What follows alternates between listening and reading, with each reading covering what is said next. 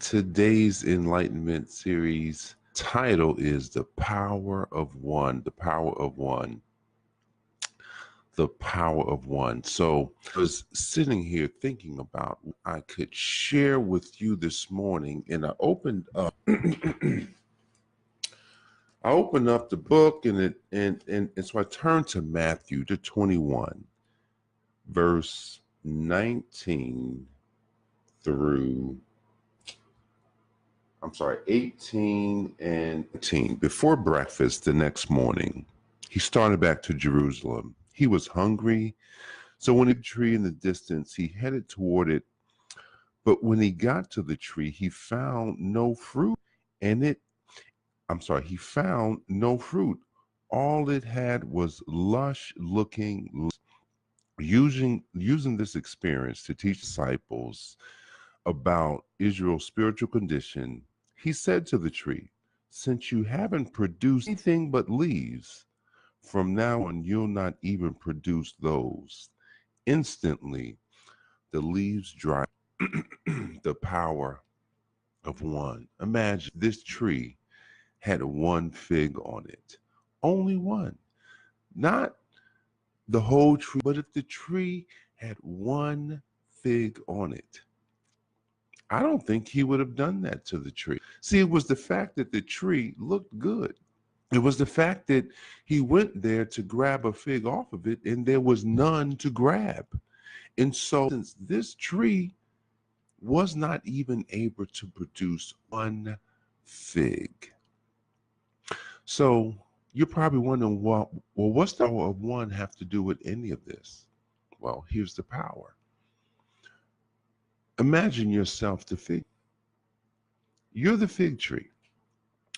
And you wake up in the morning, you look when you get ready for work, you're putting on your nice clothes, you've got your nice jacket that you're putting on. Maybe if you're a man, you're putting on your ties.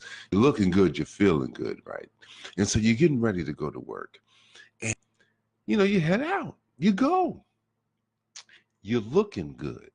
See, what happens is on the inside, you may even feel empty. There's so many walking around feeling empty inside. Listen, I know what it feels like to wake up in the morning and just be kind of in a quandary, just wondering, if your life matters. And so when I was in that state, when those feelings have come over me, I didn't know what to do. And so, yeah, I would dress myself up good. Now it's kind of like, what I wear on a regular basis. Like, I'll come on here and have my workout gear on. I remember I was talking to somebody. It was like, I have to dress a certain way to go to work. Dress whichever way I want to dress. Now, there's times when I do get dressed, I put some jeans on, I put a shirt on. But I'm not trying to dress myself up anymore. I'm not trying to dress myself as if, I need to compensate on the outside for what's on the inside. Where I know that what's on the inside is way more valuable than what you'll ever see on the outside. See, the power of one is all about the one thing that's inside of you. There's one thing in you. There's a gift. And the thing about this gift, it's hidden. It's not necessarily in plain sight. I remember, growing up and, having problems speaking. I had problems speaking when I was young. I had problems because, sometimes they didn't come out right. And, I will talk. It was like, and I would stutter. A lot of people suffer from that. And that created something on the inside, but you don't know, like, well, why do I have to deal with that? And why is, I'm stuttering. And I'm going to tell you, I heard a story. Of a very successful, and when I heard the story, I was just like, man, look at how he speaks and Look at where he is today. Look at what happened to his life. Here's what happened to Steve Harvey. Steve Harvey could not speak clearly. He stuttered.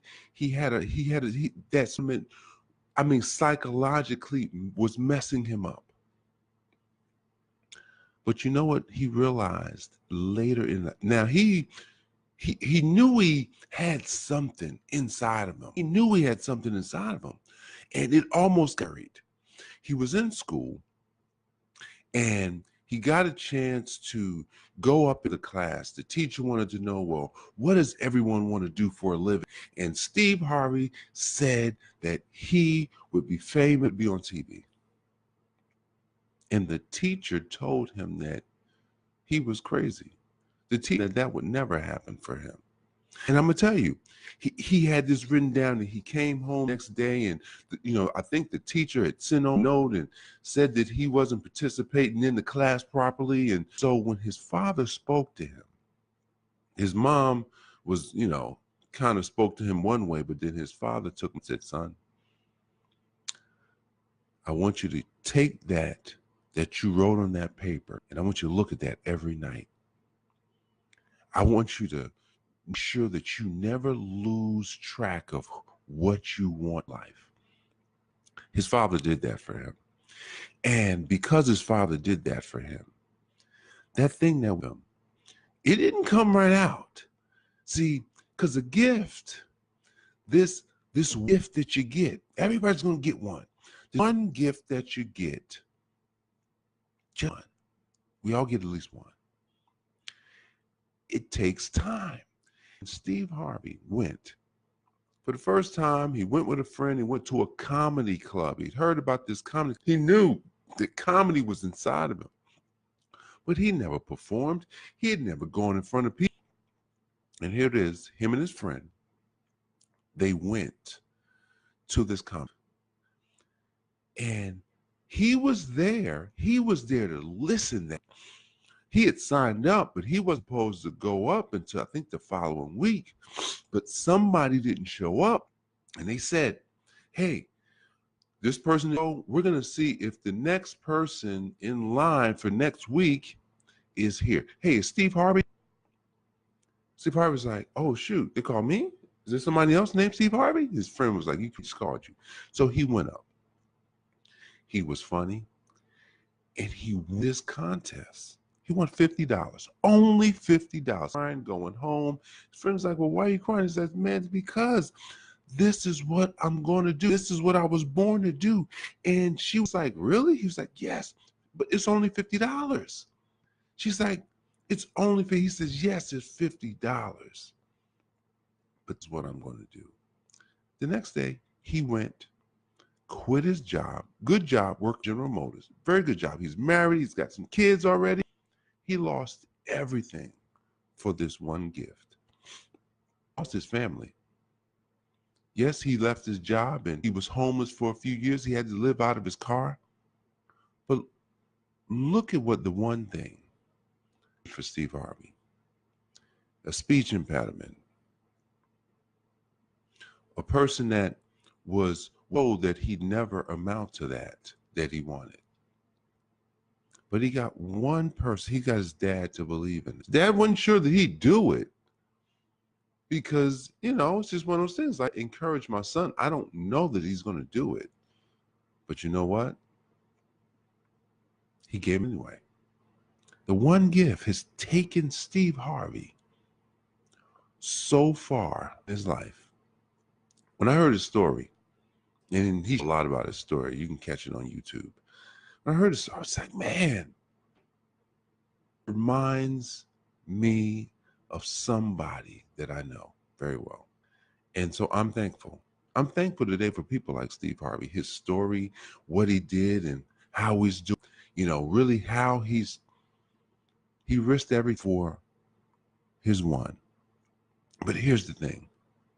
If you don't risk for the gift, someone, you're not going to have multiple things on your tree without risking one. You may get cut down. You lose everything anyway. So you know what I'm going to say? Figure out what your power is. Figure out what your strengths are. Figure out those unique strengths. I think that's the step. That's the first step to figuring out this power. Because Steve Harvey's comedy, his ability to make people laugh transcended his life. He is more, but he's more than that. He's done so much more, but he took that one powerful gift. He shared it, but he risked everything. But you know what? He's not going to get cut down. Based on this story, he used his gift. He used what he had to grow his tree. And his tree is full bloom. What about yours? Is your tree in full bloom? Have you followed your gift, not your passion? See, a passion and a gift are totally different thing. I'm passionate health, but I'm not gifted health in any form of health. You know what I'm saying? So there's something different. Something that may even make you uncomfortable is something that you're comfortable with. It could be either or. It just depends.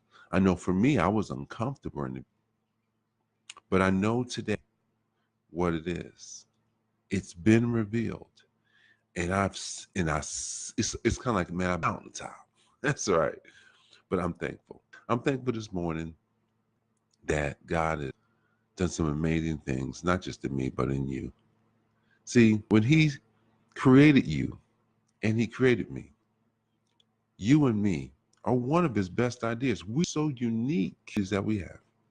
And so today, take some time, just minutes, and ask, what is my gift? See, because you may not know it. I asked someone just this weekend. And the person was a little bit older than I was. Hey, what's your gift? And they didn't know. And so I say to you, don't go to your grave. Don't leave this world without knowing what it is, without not using it. And without, like, you have to use your gift. That is what God is. God is depending on you today to use your gift. It's powerful. It may only be one, but when you use it, it will multiply into many other things. And don't you want that? I know you. So I thank you so much for joining me today. Take some time today. Think about your unique strengths. Think about what it is that you can do that seem, it just seems it's easy, or that thing that maybe is a little uncomfortable.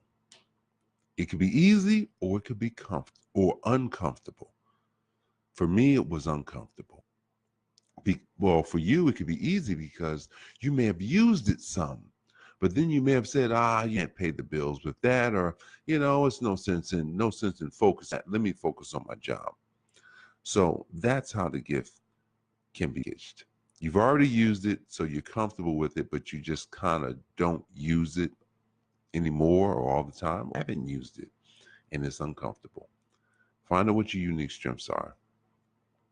And let me know. Come back and let me know in the comments, what you found, how thankful you are for doing this exercise. All right, guys, the power of one. Go do it. And go read Matthew 21, 18, all the way through 22. Just all of that. I think that's a good passage for you.